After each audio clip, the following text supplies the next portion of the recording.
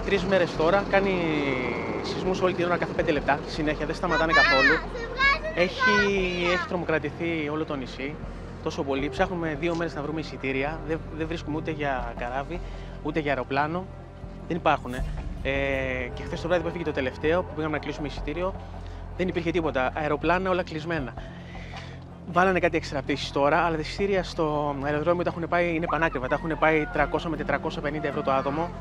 Δεν βρίσκεις θέσεις. Πάλι καλά. Βρήκαμε ένα εισιτήριο για μένα, για τα παιδιά και για τη γυναίκα.